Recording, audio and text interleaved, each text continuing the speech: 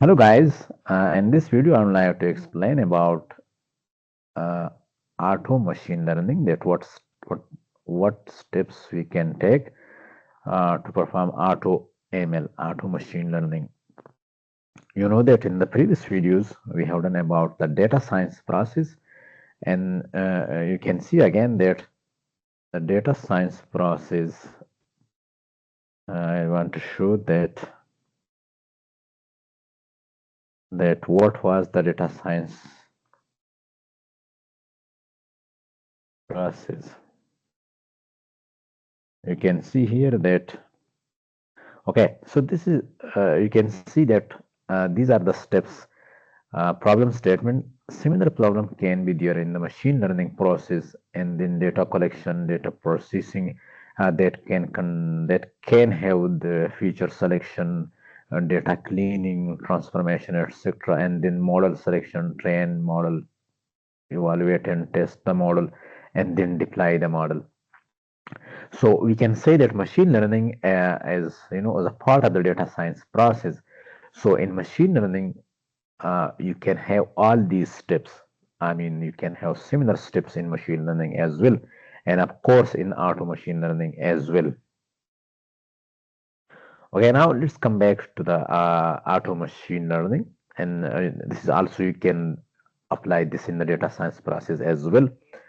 So you can see that data acquisition, you need to acquire the data to collect the data. That's depend on the problem statement, what problem statement you have.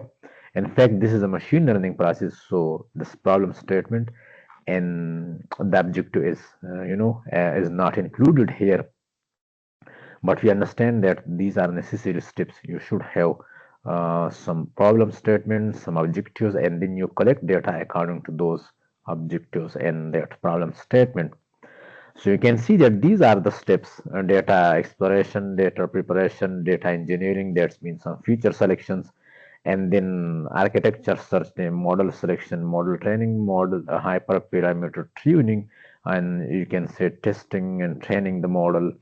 And then you can do prediction. It's not necessary you are doing prediction, maybe you are doing classification, maybe you are using this in the time series framework or in the regression framework. That's depend on entirely on the problem statement and objective in the first step. So you can see similar steps, almost similar steps, which we explain in the data science process. And of course, the title is still data science process because you can use AutoML. We were just doing this video that AutoML can be used in the data science process. So the same steps you can do. Uh, okay, so this means that you have these steps. We will talk briefly about these steps because we have discussed these steps in the data science process already. And you can see the playlist, the data science process, where I have 5 to 6 videos. You can do that. You can watch those videos, and each step is explained in detail. However, there are some steps which I will need to explain in separate videos in the next videos. So let's go through the steps and see what is mean by those steps. And we'll start from AutoML, automated machine learning. So this is refers to the process of automating the end-to-end process of applying machine learning to real-world problems. It simplifies the workflow for user by enabling them to build efficient and accurate machine learning models with minimal human intervention and expertise.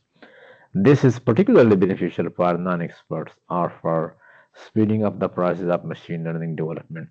So this means that you are just making, you know, uh, the process, refer to the process of automating. You are just automate the end-to-end process of machine learning. You can see in this diagram.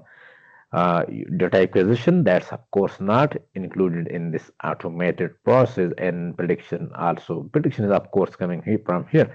So this is AutoML. This process will work automatically when you are entering data, and this process will start automatically. So this is an automated part of this part is AutoML of the machine learning.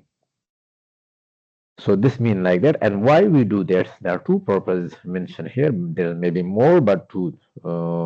This is particularly beneficial for a non-expert. Of course, when the user are non-expert, so this process can help them because you just need to input the data and then you can get the output, or for speeding up the process of machine learning development. So this can also be, the purpose.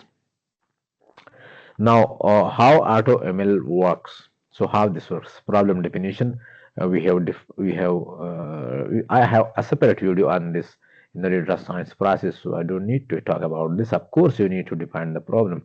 Data processing, data cleaning. I have done a separate video on this, and the link to this video is given in the description of this video. So if you don't know about this, these steps, you need to watch those videos, and so you can learn detail about these steps. Feature selection, I would like to have a separate video on this, but this means that you are just selecting some features, because maybe not all features are important to use in the AutoML or machine learning, because that can may have some problem, overfitting, underfitting of the model, or maybe they can slow down the process, So this means that you can use some select features which are important for that problem. And after feature selection, then model selection, I have done a separate video on this. The link is given in the description of this video, so you can go and watch that video in detail. Hyperparameter optimization. So this means that each model has some parameter, hyperparameter, and you need to optimize. I would like to have separate video on this as well.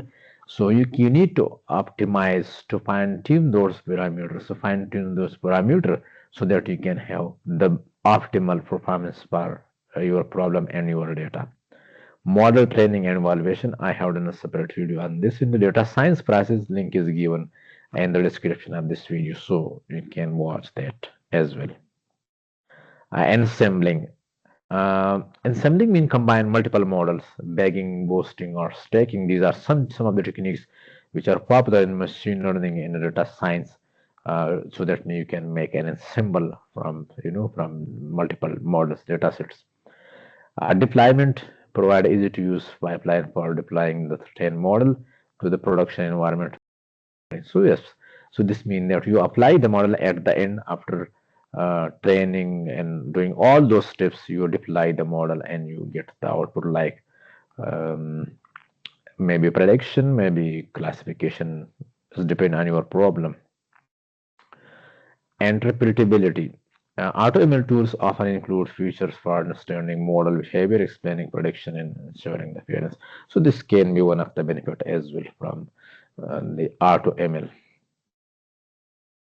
Popular AutoML tools. So this is now you can see that what is mean by that AutoML. So we have already talked about this, and now we can give some example of AutoML, like Google AutoML offers a cloud-based platform for training cost machine learning model without extensive coding. So you can use this. You can just go after watching this video. You can go and just try this. H2 AutoML, an open source tool that supports regression, classification, and time series forecasting tasks. And of course, we already know that machine learning can be used for these three purposes, maybe for more purpose, but these three are the basic: regression, classification, and time series forecasting. So just when you watch this video, you just try these AutoML, H2 AutoML. R2 sklearn, a Python library built on scikit-learn for automating machine learning workflow. So you can use this as well. Try this at least. Microsoft Azure AutoML, an enterprise-grade tool for building ML model in the Azure cloud environment. Teapot, an open source library that uses genetic algorithm to optimize ML pipelines. Amazon SageMaker Autopilot automate the process of building, training, and deploying machine learning models. So you can try these. At least there are six uh, popular AutoML tools. So you can try and you can maybe learn more things about AutoML. Advantages of AutoML. So we can have some advantages of this AutoML. Accessibility, make machine learning accessible to non-experts. So this is one of the advantage and major advantage.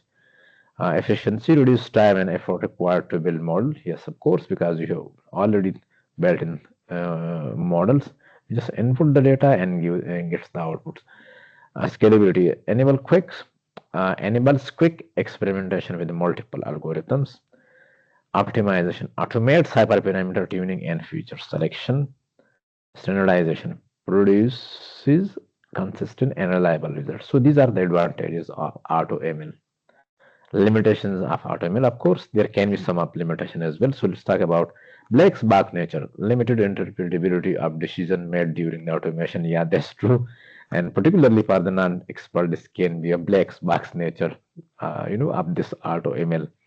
Domain knowledge still requires some domain expertise to define problems and interpret a result effectively. Customization, limited flexibility for highly specific and complex problem. Yes, so when you are using AutoML, then of course you have, and you will have difficulties in the customization. Computational cost, automated exploration can be resources intensive. So these are some of the disadvantages or limitations of AutoML.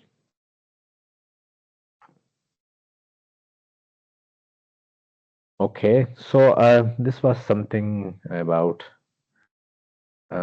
automated machine learning, AutoML. You can go at least and you can try these AutoML, which are mentioned here. You can try this and maybe this is helpful for you and maybe it's easy in implementation and you can maybe this is helpful to solve some of your problem. So I think this is enough for today and see you in the next video. Ciao.